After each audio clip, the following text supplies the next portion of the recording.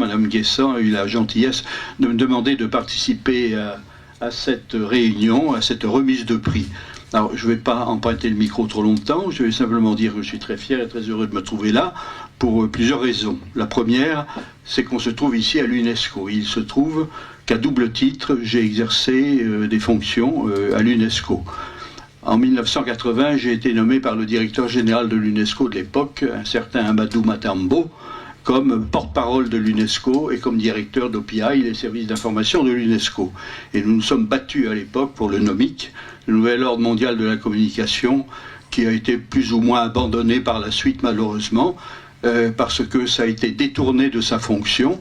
La presse américaine nous est tombée dessus à bras raccourcis. À l'époque, l'UNESCO était montré du doigt dans bien des pays en disant « le NOMIC veut mettre fin à la liberté de la presse ». Mais non, c'était pour permettre une plus grande ouverture et permettre aussi que dans les pays nouvellement indépendants, cette liberté de la presse soit respectée.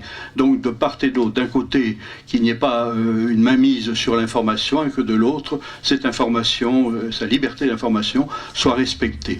Et puis j'étais aussi à l'UNESCO, ambassadeur de France. Mon bureau se trouvait ici à la rue Miolis, où j'ai été nommé en 1994, avant que je ne sois obligé de partir, puisque j'avais été nommé par le président de la République, président du Conseil supérieur de l'audiovisuel. Bon. Deuxièmement, je suis là heureux d'être là parce que je suis journaliste. J'ai exercé aussi des fonctions importantes puisque je suis l'ancien PDG de Radio France Internationale, de TF1 avant la privatisation, de France Télévisions que j'ai créé, de France 3, et puis du Conseil supérieur de l'audiovisuel. J'ajoute Radio Monte-Carlo et la Sophie-Rad.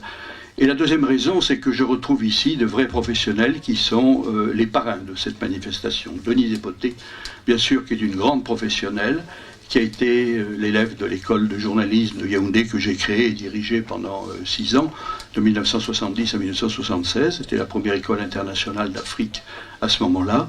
Elle est aujourd'hui la directrice de TV5 Afrique, à TV5 Monde, et nous sommes tous très heureux et très fiers que quelqu'un de sa qualité ait ses responsabilités. Puis la deuxième, c'est que c'est Paul Nahon. Et Paul Nahon n'est pas n'importe qui. Monsieur Paul Nahon est le créateur, avec son camarade Benjamin, d'Envoyé spécial.